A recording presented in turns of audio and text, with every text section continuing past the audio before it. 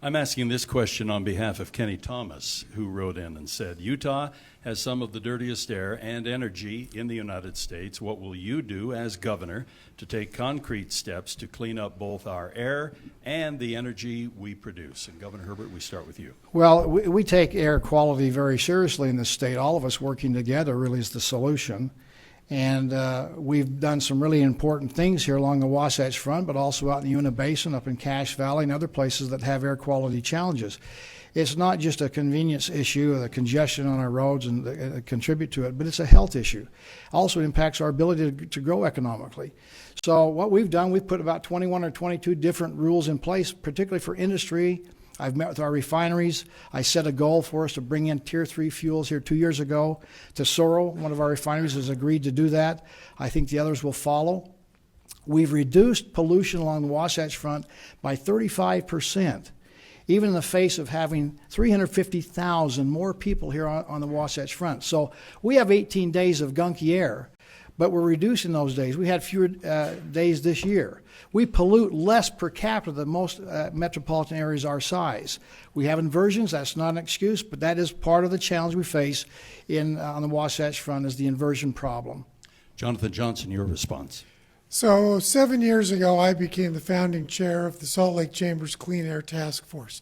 This is an extremely important issue for Utah. There are lots of things that we can do. Some of them are draconian, and I would be opposed to those, like when last year the governor's administration proposed all-out wood-burning bans from November to March. I think that's too heavy-handed.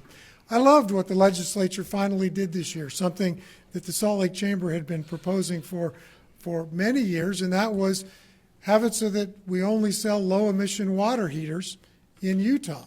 That was passed by the legislature and signed into law by the governor this year.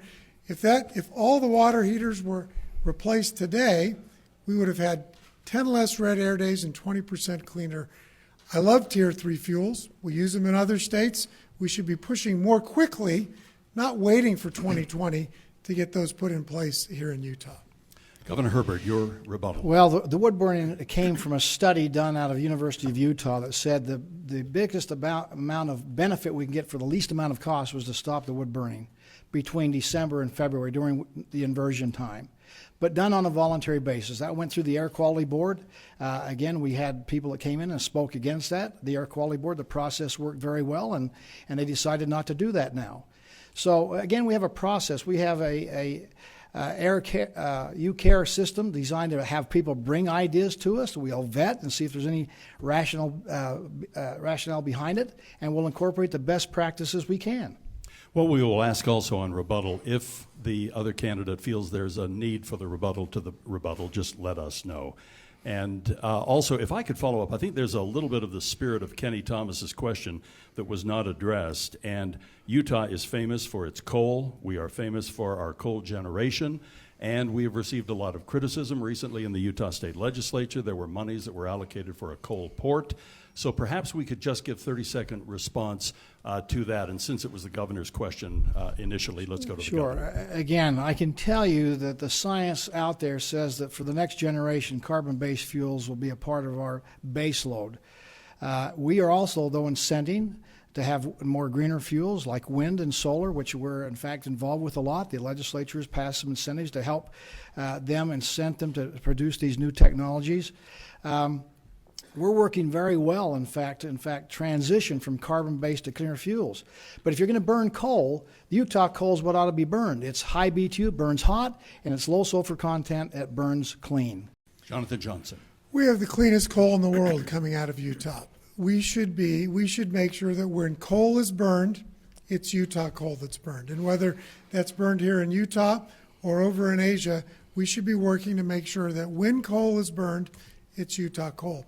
We also should be asking individuals and businesses to do things responsibly without heavy-handed government regulation.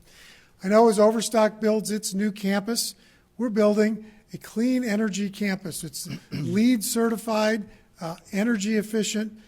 Businesses can do this on their own without over regulation from the government.